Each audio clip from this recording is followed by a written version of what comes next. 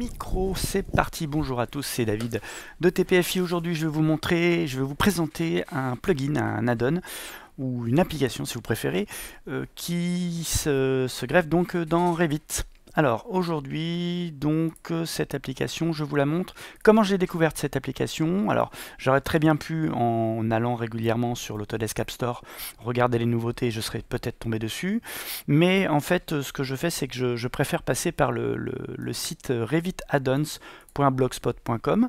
Donc je vous mettrai le lien de ce site et le lien de ce plugin en commentaire. Donc pour vous présenter ce petit plugin, hein. Donc aujourd'hui on est le 19 février et ce matin donc l'éditeur de ce site a parlé de ce plugin qui s'appelle File, alors attendez, je le remets un petit coup en anglais, Backup File Organizer. Voilà, avec l'accent. Donc comment ça fonctionne? Bah écoutez, c'est simple, hein. Donc une fois que vous avez téléchargé, alors pour télécharger, pardon, vous devez simplement créer un compte pour pouvoir vous connecter à l'App Store, ce qui est totalement gratuit. Voilà, une fois que c'est téléchargé, vous lancez l'installation, vous avez un message Windows qui vous dit que l'éditeur n'est pas connu, ce qui est plutôt cohérent puisque c'est un éditeur assez récent.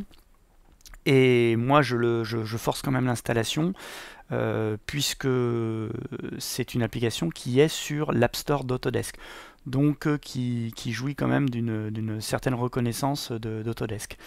Voilà, une fois que c'est fait, donc quand je suis dans Revit, alors là pour l'exemple, je vous montre, j'ai créé deux projets, donc le projet 11 et le projet 1 ici, donc ça c'est le projet 1 et ça c'est le projet 11, et donc sur ces deux projets, je les ai enregistrés dans un dossier sauvegarde fichier test. Voilà.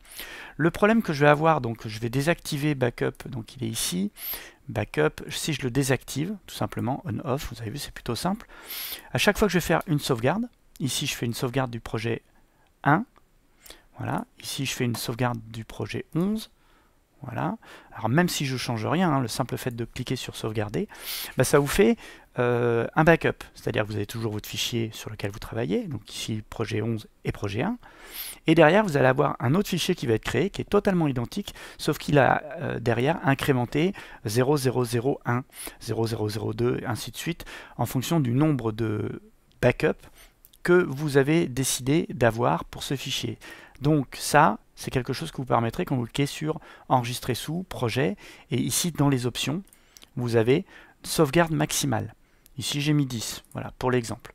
Voilà. Alors ici on a déjà un aperçu de ce qui se passe dans le dossier, c'est que avec toutes les fois où j'ai cliqué sur enregistrer, bah voilà, là mes projets se retrouvent mélangés à mes backups, ce qui est un petit peu perturbant. Alors du coup, bah, ce qu'il faut, c'est regarder le nom, ou alors modifier la date dernière sauvegarde. Bon, vous avez vu, c'est pas évident. Et donc ce plugin, bah, simplement quand vous l'activez, alors bien sûr il faut le mettre sur on, et ensuite vous donnez un nom au sous-dossier dans lequel vont se mettre les backups, les sauvegardes.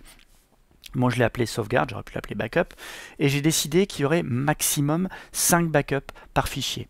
Alors ça va fonctionner avec des fichiers projets, avec des fichiers gabarits, donc les templates c'est les gabarits, et avec des fichiers famille, ça c'est génial. Voilà, donc je clique sur OK. À partir de maintenant, si je clique sur enregistrer, pour le projet 1, le backup va être automatiquement transféré dans un sous-dossier qui s'appelle sauvegarde. Et vous avez vu ici, projet 1, j'ai plus d'autres backups. Les autres backups ont été répertoriés dans le dossier sauvegarde. Si je fais la même chose pour le fichier projet 11, voilà, une fois, deux fois, trois fois, quatre fois. Alors je vais le faire 6 fois pour vous montrer, 5 fois, 4 fois, bon, bref, 5 fois et 6 fois. Et donc si je retourne ici, vous allez voir que dans mon dossier natif, j'ai plus que les projets et mes backups sont ici dans un sous-dossier. Et vous avez vu le projet 1, ici j'ai toujours mes deux backups. Par contre, le projet 11, je n'ai que les 5 derniers backups. Les backups 0, 1, 2, 3, 4 ont disparu. Et il va en être de même à chaque fois que je vais recliquer sur sauvegarder. Ici, si je reclique pour sauvegarder, le fichier 005 disparaît au profit du 0010. Voilà. Voilà, donc ce qui fait que je n'ai maximum que 5 backups. Voilà. Et si je décide de paramétrer pour n'avoir que 3 backups, ok, il faut que je fasse une sauvegarde par type de projet. Hop, ici. Et les anciens backups vont disparaître. Hop, vous avez vu, les anciens backups disparaissent et je n'ai plus que 3 backups.